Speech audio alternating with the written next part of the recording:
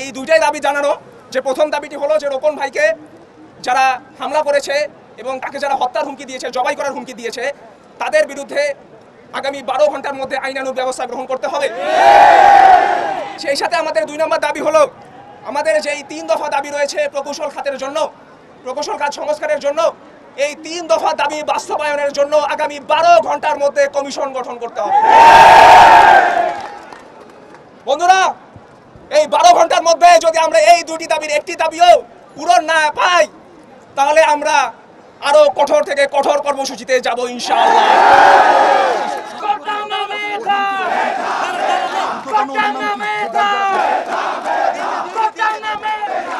অনেকদিন যাবৎ, গত 5-6 মাস যাবৎ আমরা 3 দফা দাবি দিয়ে প্রকৌশল অধিকার আন্দোলনের ব্যানারে আন্দোলন করে আসছি।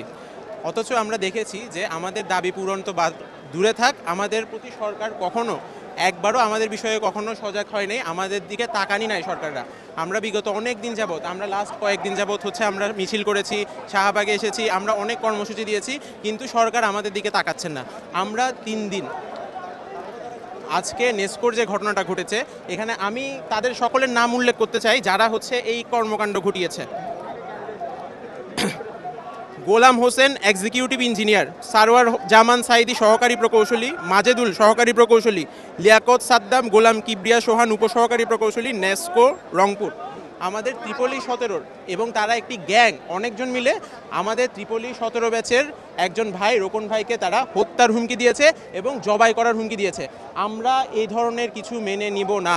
আমরা আগামী 12 ঘন্টার আলটিমেটাম দিয়েছি, 12 ঘন্টার মধ্যে আমরা আইনানুগ ব্যবস্থা দেখতে চাই। নবম গ্রেড সহকারী প্রকৌশলী পদে প্রমোশনের মাধ্যমে কোনো কোটা নয়, কোটার মাধ্যমে কোনো পদোন্নতি নয়, পরীক্ষার মাধ্যমে নবম গ্রেডের প্রকৌশলী পদে নিয়োগ দিতে হবে এবং ন্যূনতম যোগ্যতা বিএসসি ইন ইঞ্জিনিয়ারিং হতে হবে। 10ম গ্রেড উন্মুক্ত করতে হবে। 10ম গ্রেডে উপসহকারী, দ্বিতীয় দফা, 10ম গ্রেডের উপসহকারী প্রকৌশলী পদে সকলকে পরীক্ষা দেওয়ার সুযোগ দিতে হবে। 10ম গ্রেডে আমরা স্বায়ত্তশাসিত প্রতিষ্ঠান সহ জানি 10ম গ্রেড একটি। এখানে তৃতীয় দফা বিএসসি ইন ইঞ্জিনিয়ারিং ডিগ্রি ব্যতীত কেউ নামের পাশে ইঞ্জিনিয়ার শব্দটি ব্যবহার করলে তার বিরুদ্ধে আইনানুগ ব্যবস্থা নিতে হবে। এইটা আমাদের 3 দফা। আমরা জানি 10ম গ্রেডে উপসহকারী প্রকৌশলী পদে অফিসার পদ এবং আরও বেশ কিছু গুরুত্বপূর্ণ পদ রয়েছে, যেগুলা একজন ডিপ্লোমা টেকনিশিয়ান নয়, একজন প্রকৌশলী পারে এই মেধা এবং তার মননের পরিচয় দিয়ে এইখানে 9ম গ্রেডে চান্স পেতে। কিন্তু দেখা যাচ্ছে 9ম গ্রেড 10ম গ্রেড সহ তারা এক প্রকার জিম্মি করে তারা 9ম গ্রেড 10ম গ্রেড দখল করে নিয়ে যাচ্ছে।